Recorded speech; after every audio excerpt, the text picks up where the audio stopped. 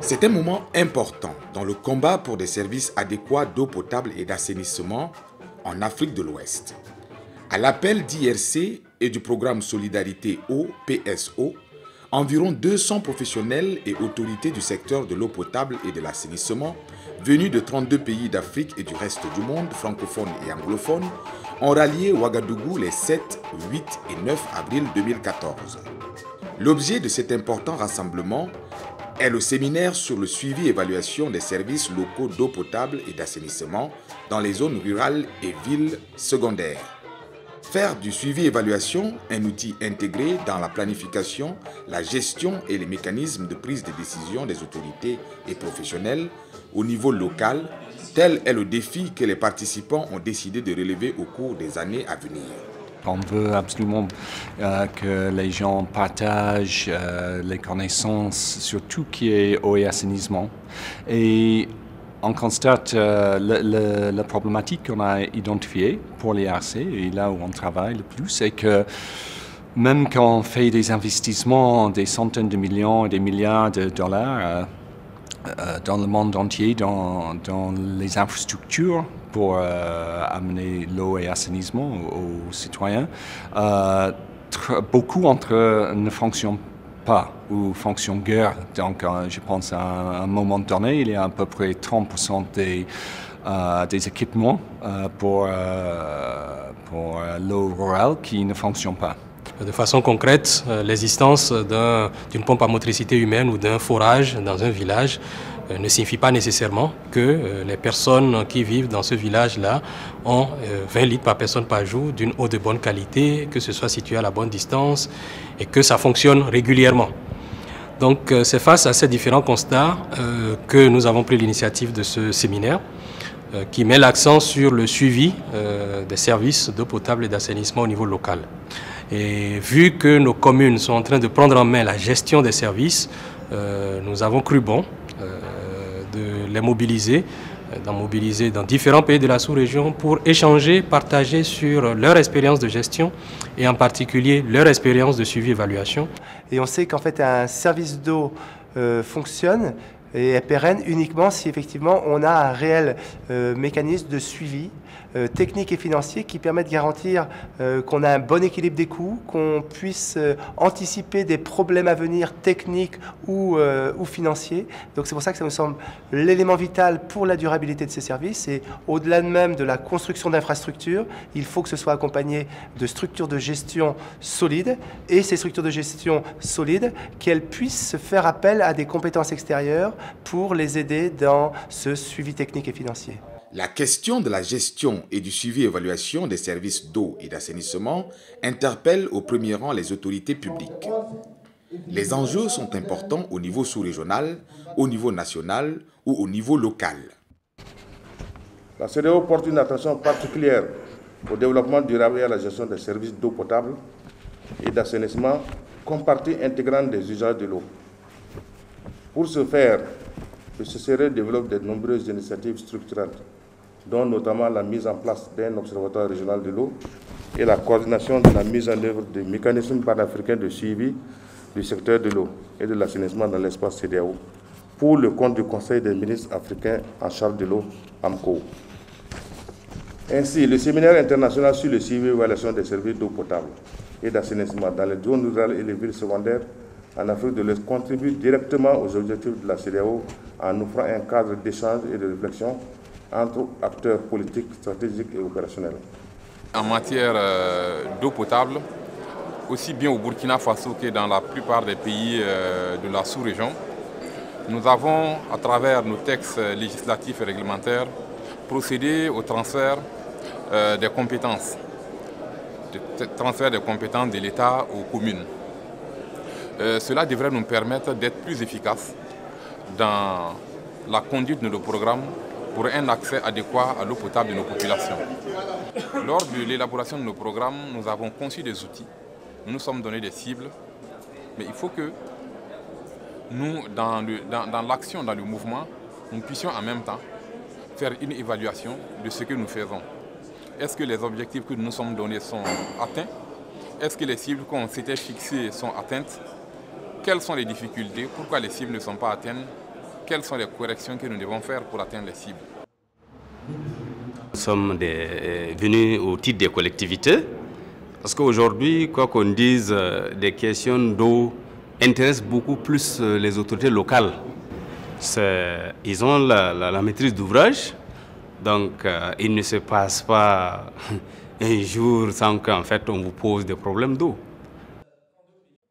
Les professionnels qui soutiennent et accompagnent les communes ont été très nombreux et très contributifs dans les échanges et réflexions au cours du séminaire. Il faut dire qu'ils sont confrontés au quotidien à l'épineuse question des effets et impacts de leurs interventions, mais sont aussi à l'origine de nombreuses innovations en termes d'outils et méthodes de suivi et évaluation. This seminar is very important because you know that everything we do, we have to monitor and evaluate to see to what extent we have impact. What are those impacts on the beneficiaries? Are they important? And if they are important, to what extent can they access these infrastructures? So this seminar was very important. Il y a les mesures d'investissement, donc la construction d'ouvrages pour que les gens aient de l'eau ou bien que les gens aient des points pour assurer l'assainissement et l'hygiène. Mais avec ça, il faut aussi garantir le bon service. Le bon service, ça veut dire quoi? D'abord, savoir quel type d'ouvrage on doit mettre en place, suivant quelles normes, etc. Et également, on doit aussi s'assurer que ce qui est déjà mis en place est bien géré, bien exploité, pour que ça soit durable, pour garantir cet accès-là de façon durable, etc. Donc, aux côtés des investissements, et peut-être même avant les investissements, pendant les investissements et après les investissements, les services locaux de suivi et évaluation sont capitaux, c'est nécessaire. L'expérience d'accompagnement de la SNV dans l'élaboration du suivi et évaluation des services d'eau et d'assainissement a concerné pour le moment 5 communes dans la région du Centre-Nord. Et avec ces 5 communes, on est parti sur une étude d'état des lieux pour connaître les pratiques existantes, pour connaître les besoins, les faiblesses, les contraintes dans le milieu. Et ensemble avec les acteurs, on s'est défini des objectifs. Et on s'est organisé avec l'ensemble des acteurs pour atteindre ces objectifs. Et une attention a été accordée à la responsabilisation des acteurs même. Tout ce qu'ils peuvent faire, on les laisse faire et juste un accompagnement. Par exemple, la collecte des données, ils peuvent le faire au niveau village, c'est les points focaux qui l'ont fait. La compilation des données aussi, ce sont les secrétaires généraux des communes qui l'ont fait. Le séminaire a permis aux participants de réfléchir et d'échanger sur les expériences de suivi et évaluation de différents types de services. Le monitoring des réseaux d'eau dans les périphéries urbaines et des petites villes, le monitoring des petits réseaux ont produit des résultats intéressants. Qui dit petit réseau dit bonne gestion de ces petits réseaux. Et pour bien gérer un réseau, il y a un certain nombre de choses à mesurer. En termes de gestion technique, bien sûr, mais aussi en termes de gestion financière. Et on se rend compte aujourd'hui, et ça c'était la bonne nouvelle de ce séminaire, c'est qu'il y a beaucoup d'expériences de suivi, évaluation de ces petits réseaux dans de nombreux pays. Et on se rend compte que dans le contexte spécifique des petites villes, ce suivi et évaluation améliore la gestion, la qualité des services et renforce les capacités des acteurs locaux. Donc ça répond à une vraie demande au niveau local. Et beaucoup de choses à partager entre pays, notamment entre pays francophones et entre pays anglophones. Mais il y a encore du travail à faire, puisque un des gros défis qu'on a identifié, c'est que ce monitoring des petits réseaux qui se fait au niveau local, il y a besoin de faire un lien avec un monitoring qui se fait plus au niveau national. Et l'enjeu, c'est comment faire en sorte que le monitoring national s'alimente, se nourrit de ces données du terrain qui sont un trésor en termes d'enseignement et de meilleure compréhension de la gestion des petits réseaux dans les petites villes. En matière de suivi et évaluation, les avancées au niveau des petits réseaux ne s'observent malheureusement pas encore pour tous les autres types de services d'eau potable et d'assainissement. On observe que le suivi et évaluation au niveau des petits réseaux est assez structuré, assez développé, assez régulier et qu'il fournit des informations appropriées aux différents décideurs pour améliorer et suivre la qualité du service, suivre et améliorer la qualité du service. Donc ça, c'est une chose. Et quand on arrive au niveau des pompes à motricité humaine, on se rend compte qu'on est encore loin du compte. On est au début, on continue de chercher les marques, on continue de chercher les solutions, les approches. Et les échanges entre les différents intervenants, les différentes expériences qui ont été partagées permettent à chacun de savoir dans quelle mesure il pourrait mieux faire ce qu'il avait l'habitude de faire.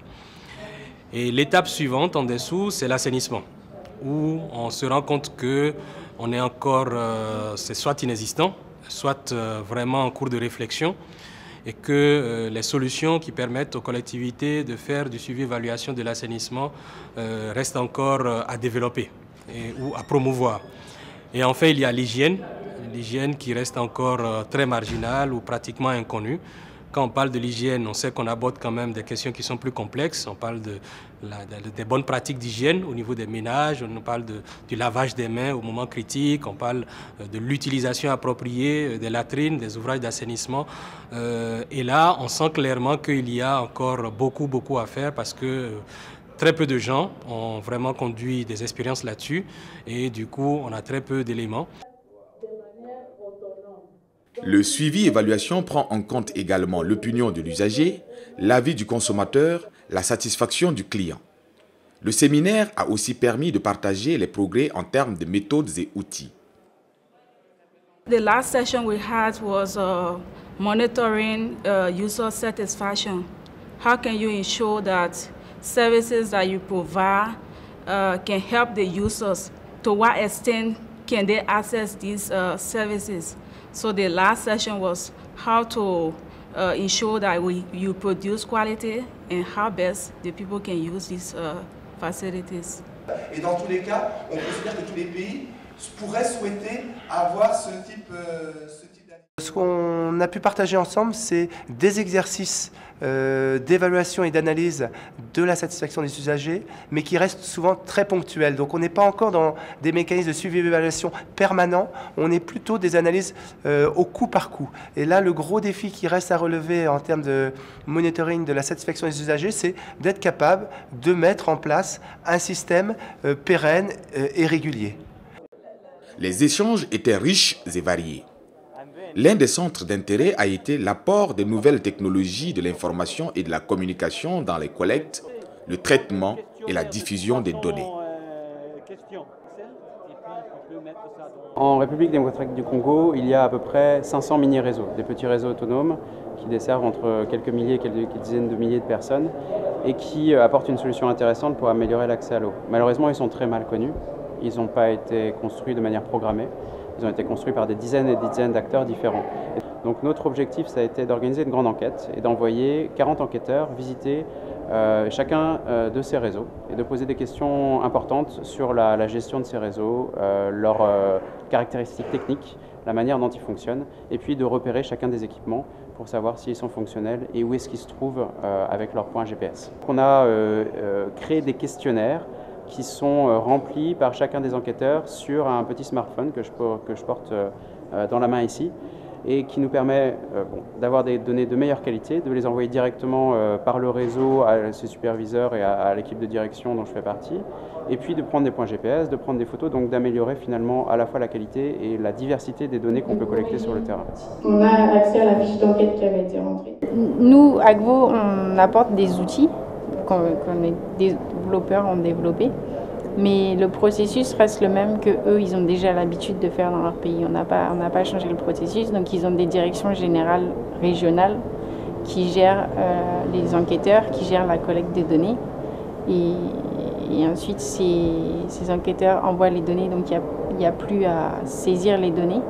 Les données sont directement dans la base de données, et c'est la direction régionale qui ensuite traite ces données, valide ces données. Et voilà. Donc il y a aussi bien au niveau communal, il y avait des superviseurs communaux et les enquêteurs étaient des gens des communes. I think basically what we try to do at the community level is to actually put together community data with respect to water points as well as sanitation facilities in communities. And then we'll build capacity of the local governments to actually do the initial enumeration, where we get the communities to send updates on the status of these facilities. And this is done using an online platform that helps us to get real-time the functionality of these facilities by the facility caretakers at the community level responding to text messages, and we'll get their responses integrated into the database, and we'll have their details captured real-time online. Et la Banque mondiale est particulièrement intéressée par l'usage de ces nouvelles technologies dans le suivi-évaluation dans le secteur de l'eau et de l'assainissement. Et à cet égard, nous allons lancer une étude régionale sur l'utilisation de ces nouvelles technologies dans le secteur de l'eau et de l'assainissement. Du bénéfice en fait, qu'est-ce que ça rapporte finalement faire du suivi-évaluation? Tous sont unanimes. Le suivi-évaluation des services d'eau et d'assainissement a un coût. Sa conduite de façon régulière pose donc la question de son financement. Bien entendu, il faut mettre dans la balance tout le bénéfice qui peut être généré. Une table ronde d'experts a permis d'échanger sur le sujet du financement du suivi-évaluation. Ce qu'on a constaté que dans beaucoup de pays, c'est le cas en Mauritanie, le problème de prise en charge de ce coût, le coût du suivi-évaluation est posé. Les tarifs de l'eau ne peuvent pas le supporter. Il n'est pas prévu que les bailleurs de fonds le prennent en charge, et dans aussi le budget de l'État. Donc c'est un problème qui est posé évidemment, et là pour assurer un bon suivi et évaluation, il faut qu'il y ait le financement qui vient derrière. C'est de dire déjà que ce coût doit être partagé. Ça veut dire qu'il faut évidemment qu'il y ait une partie qui est supportée par les opérateurs privés, parce que ça contribue à améliorer leur performance. Il y a une partie qui doit être prise en charge par l'État, subventionnée par l'État. Et il y a une partie aussi sur laquelle les bailleurs de fonds peuvent intervenir, parce que ça peut aider à augmenter les durées de vie des équipements. Améliorer, on a une grande diversité. Les objectifs du millénaire pour le développement OMD ont aussi retenu l'attention des acteurs de l'eau et de l'assainissement présents à Ouagadougou. À moins d'un an de 2015, date butoir, le constat que l'Afrique n'atteindra pas les OMD en matière d'eau et d'assainissement ne fait l'objet d'aucun doute. Mais le séminaire s'est surtout intéressé aux indicateurs et aux cibles de l'après 2015. La communauté internationale projette d'atteindre l'accès à l'eau et à l'assainissement pour tous à l'horizon 2030. Il y a eu les objectifs du millénaire pour le développement qui ont été adoptés en 2000, 2002 pour l'assainissement, et qui arrivent à terme en 2015. On a mis en place un certain nombre d'objectifs, de cibles et d'indicateurs. Et donc on arrive à terme de cet objectif de 2015. On se rend compte qu'on est loin d'atteindre tous les objectifs qui avaient été fixés au départ et qu'il faut commencer à préparer la suite et certainement être un peu plus ambitieux que ce qu'on avait fixé en 2000, à un moment où on n'avait pas encore tous les éléments pour pouvoir mettre en place tous les systèmes de suivi qu'il fallait. Au terme des travaux, tous ont le sentiment de n'avoir pas assisté à une rencontre de plus. Le séminaire sur le monitoring des services locaux d'eau et d'assainissement a relevé le défi de la richesse et des expériences et de la qualité des débats. Moi, je viens du Bénin, je suis maire d'une localité au sud-est du Bénin, la commune de Sakété. J'ai été particulièrement très heureux d'avoir pris part à ce séminaire de 3 jours. Et ceci nous a permis d'abord de nous rendre compte de tout ce que nous avons fait jusque-là par rapport au suivi-évaluation dans le domaine sur le terrain. De plus, cette rencontre avec tous les différents acteurs impliqués dans ce séminaire, ça a été l'occasion pour nous d'échanger sur nos propres expériences et de prendre chez les autres aussi ce qu'ils ont de formidable et que nous n'avons pas encore mis en œuvre chez nous. Ce séminaire, c'était vraiment d'un grand intérêt pour nous. Il nourrit l'espoir que ce que j'ai appris là, nous pensons que nous pouvons donc réinvestir ces connaissances-là et grâce ensuite à nos partenaires et mieux, peut-être à nos nouveaux partenaires puisque ça a été un cri de cœur. Nous avons fait des plaidoyers, nous pensons que nous serons donc entendus. Nous estimons que chez nous, bien que la décentralisation n'est pas encore effective, ça nous donne un peu la chance de voir comment démarrer cette question, des questions de suivi évaluation, puisque chez nous, c'est là, il faut que je le dise, il n'est pas encore effectif chez nous. Donc il n'y a pas encore des textes qui instituent les suivis et évaluations du secteur de l'eau, des activités dans les secteurs de l'eau, de l'hygiène et de l'assainissement. Et nous estimons que pour nous, c'est quelque chose de très enrichissant et ça nous demande encore d'enrichir encore plus. Ce séminaire m'intéresse beaucoup et ça m'a beaucoup instruit. Dans ce sens-là, ça m'a permis d'avoir des exemples de succès, qui a eu beaucoup de succès dans certains pays et ce qui se passe chez moi. Et ça me permettra, les acquis de ce séminaire me permettront d'orienter désormais mes recherches sur des pistes de monitoring ou des technologies ou bien des techniques que nous avons, les outils utilisés ici pour être appliqués pour aider au changement des comportements. La collecte des données, qu'est-ce qu'on fait des données collectées et comment? Je crois qu'il y a un shift, il y a un changement en fait, de paradigme qui est en train d'être fait. Aujourd'hui, on s'intéresse beaucoup plus à la qualité du service. On s'intéresse beaucoup plus à l'usager final. C'est la première fois qu'une rencontre du genre est organisée au niveau de l'Afrique de l'Ouest et qui rassemble autant d'acteurs.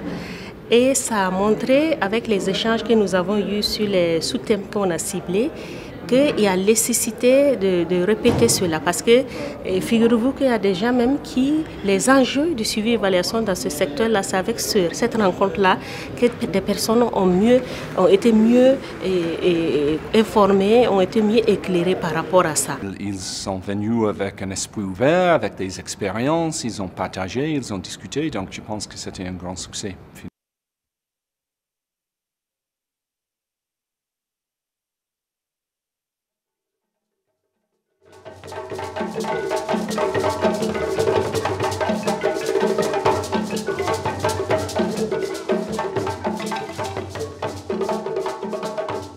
Au-delà de la réalisation des infrastructures et des équipements, la question rigoureuse des services d'eau et d'assainissement est désormais la grande priorité des autorités et professionnels en Afrique de l'Ouest.